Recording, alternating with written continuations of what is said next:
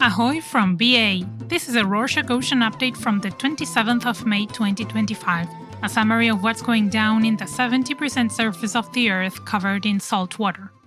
On Thursday the 22nd, several conservation organizations filed a lawsuit against President Donald Trump's administration for reopening the Pacific Islands Heritage Marine National Monument to commercial fishing. Trump released a proclamation called Unleashing American Commercial Fishing in the Pacific to promote growth in the U.S. seafood industry.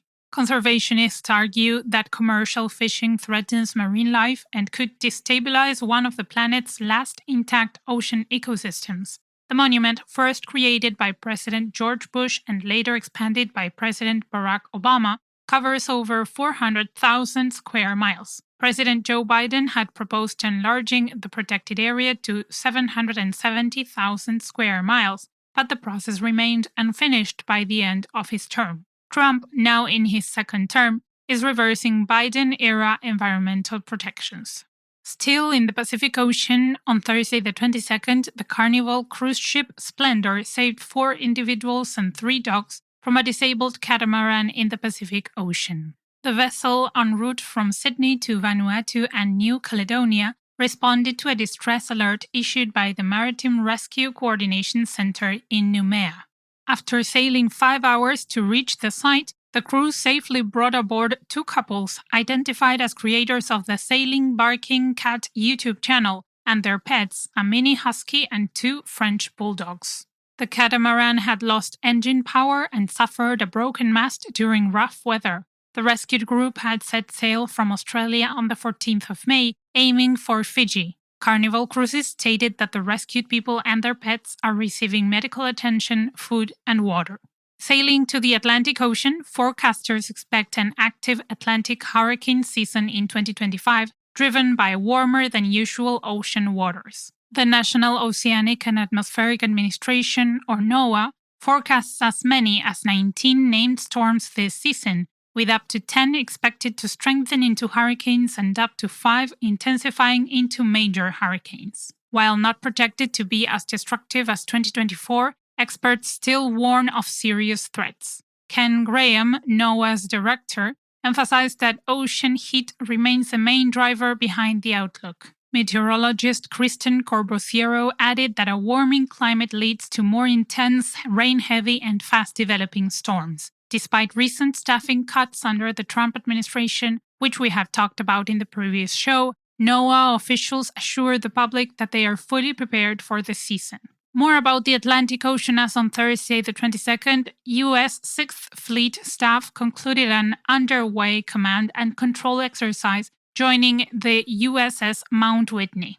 Operating aboard the Blue Ridge-class flagship, fleet leadership tested its ability to coordinate distributed maritime operations across ships, submarines, and aircraft. The embarkation followed Mount Whitney's involvement in Oban Game Express 2025 near Cabo Verde and diplomatic port visits in North Africa. Headquartered in Naples, Italy, U.S. 6th Fleet continues to carry out missions that promote security in Europe and Africa. Next up, some news from the Arctic Ocean. Global powers are intensifying their struggle for control over the rapidly melting Arctic region. According to a recent article from the BBC, China aggressively pursues a permanent presence through investments and infrastructure projects, while Russia asserts military dominance over half the Arctic coastline. The United States and European nations also increase their involvement, leading to heightened tensions in strategic areas like Kirkenes.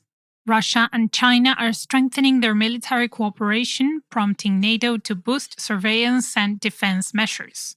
Indigenous communities raise alarms about resource exploitation and green colonialism. Norway, bordering Russia, closely monitors threats such as GPS interference and potential sabotage in Arctic waters.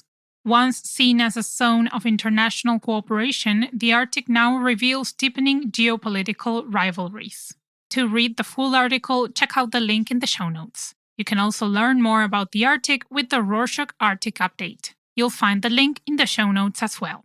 From one pole to the other, according to a study published in the journal Communications, Earth and Environment on Thursday the 22nd, ammonia from penguin poop plays a key role in climate regulation in Antarctica. Scientists found that ammonia emitted by large penguin colonies reacts with sulfur gases from ocean phytoplankton, boosting aerosol formation in the atmosphere. These aerosols help water vapor condense, increasing cloud cover, which acts as insulation to lower surface temperatures and slow sea ice melting. Researchers measured ammonia levels near a colony of 60,000 Adelie penguins, observing ammonia concentrations up to 1,000 times higher than normal when winds blew from the colony. Even after the penguins left, the ammonia emissions from their leftover guano remained significant. This natural process highlights the vital connection between Antarctic ecosystems and climate. Now let's have a look at the Indian Ocean. On Wednesday the 21st, Deputy Minister Chung Byung-won announced South Korea's commitment to boosting peace and prosperity in the Indian Ocean Rim region by launching the Korea-Indian Ocean Cooperation Fund, valued at around $400,000. Speaking at the Indian Ocean Rim Association, or IORA, Council of Ministers meeting, Chung emphasized Korea's plans to collaborate with IORA on projects focusing on sustainable harbor development and marine resource management. During the virtual meeting, members discussed strategies for sustainable development and reinforced partnerships within the region. All participants agreed on the need to strengthen systematic cooperation and improve IORA's role in achieving tangible outcomes for regional growth and stability.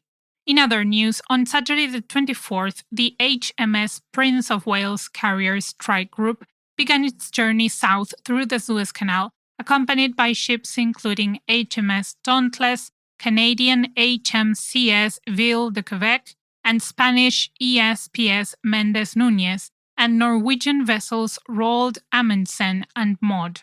2 U.S. Navy Arleigh Burke destroyers also joined the group, providing political cover amid the Houthi ceasefire with the United States. While HMS Prince of Wales itself was not spotted, the rest of the strike group was observed passing through key points like the Great Bitter Lake.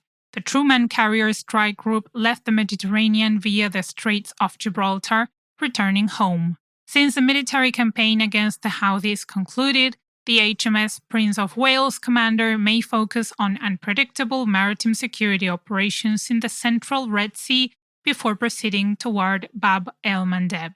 Over to the Panama Canal on Friday the 23rd, Panama's Maritime Authority declared it will strengthen regulations on ship-to-ship transfers involving Panama-flagged vessels to address the increasing use of dark fleet tankers, bypassing sanctions and environmental regulations. The U.S. has urged countries with major ship registries such as Panama, which registers more than 8,500 vessels, to assist in enforcing sanctions.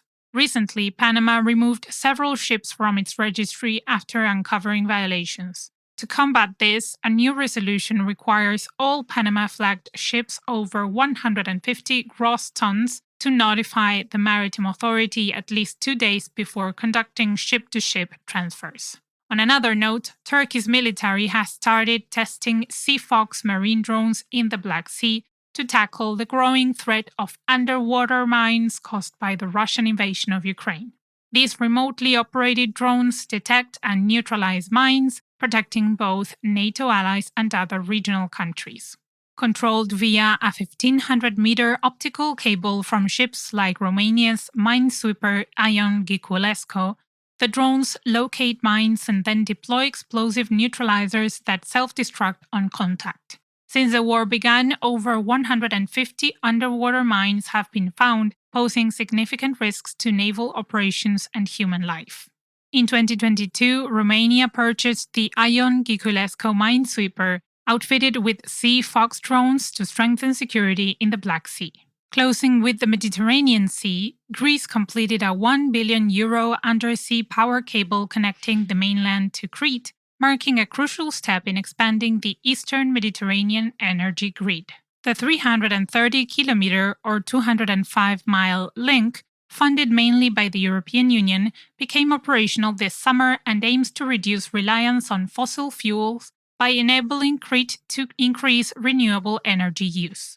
Greece plans to extend this Great Sea interconnector to Cyprus and Israel by the decade's end. The project, however, faces challenges from financial disputes and maritime tensions with Turkey. Additionally, Greece and Egypt aim to create a separate undersea connection, bypassing Crete to link directly with the mainland near Athens.